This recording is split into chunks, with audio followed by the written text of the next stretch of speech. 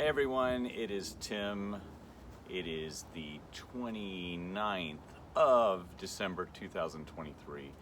So we just survived the big cold storm here in the Northeast. We didn't get any snow, but we had really low temperatures.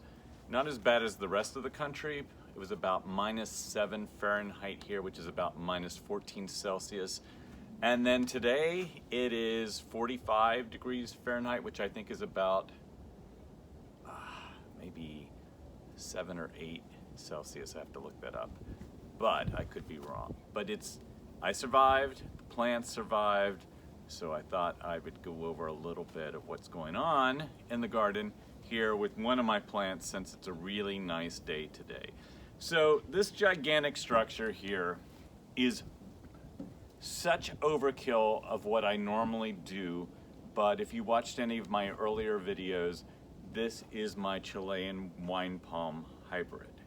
So I got this in October from Gary Gregg in California, and I was so excited about the fact that I even had a Chilean wine palm, much less a hybrid, that even though I didn't have the summer to let it get used to being outside here in the Northeast and everything, it was October and I thought I'm gonna get it anyway and I'll just bring it inside. Well, when it arrived, it was way too big, which is a good problem to have. And I was thinking, I'm just not gonna chance bringing this plant inside and out, because some palms don't do well inside.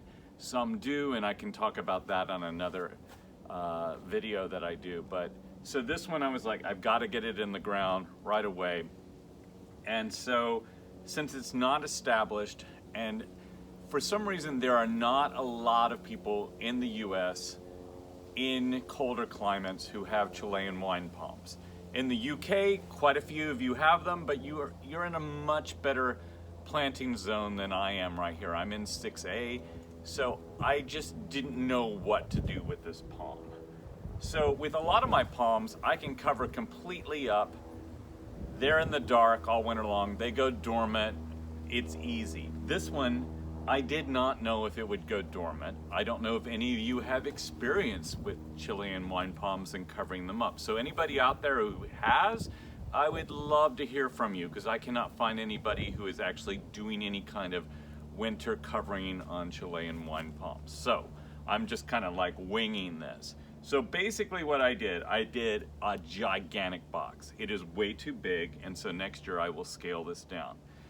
Because I didn't know if it would go dormant, I wanted light to come through. So I bought, this is not the greenhouse grade plastic, this is just your cheap plastic sheathing that you can get at Home Depot, really cheap. Put that in on this side and put it in over here on this side, and I'll actually show this in a second.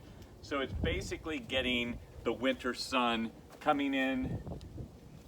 This is like southeast right here, so it's getting east sun, it's getting southeast sun and southern sun. So that really helps, and it's coming in on an angle, obviously, because it's cold here. So I did that, and I'll show you in just a second what it looks like on the inside, but that is basically my layout of what I'm doing. So any of you who have more experience with this than me, let me know, but so far so good. I think I'm doing all right. So I'm just walking around the palm here to show you. Here's one side, and this was thrown together at the last minute. This is the other side. So, and then on the top, what I do is I broke it into two parts, mainly because it is so wide up here, but also because this thing really heats up quickly, and I can, when the sun is out, take the top off. It stays really nice and warm in there, and then my palm is getting sun. So in here you will see it's looking pretty good. So basically my setup down here is I have Christmas lights that I keep on. They're not a full string. I took some of the bulbs out on the ground to just keep an ambient temperature in here and to keep it a little bit drier than it normally would be, because the humidity from the ground definitely comes up. Then over here, I have a thermocube that comes on if it gets below 32 in here, and those are wrapped around my palm. And I did tie this up. I actually have enough room in here that I could untie it, and maybe when it gets quite a bit warmer out here, I'm going to untie it because it is tied up a bit. Because I was trying to keep it as warm as possible, but it actually is doing really, really well. And then at night, I come out and put the top on.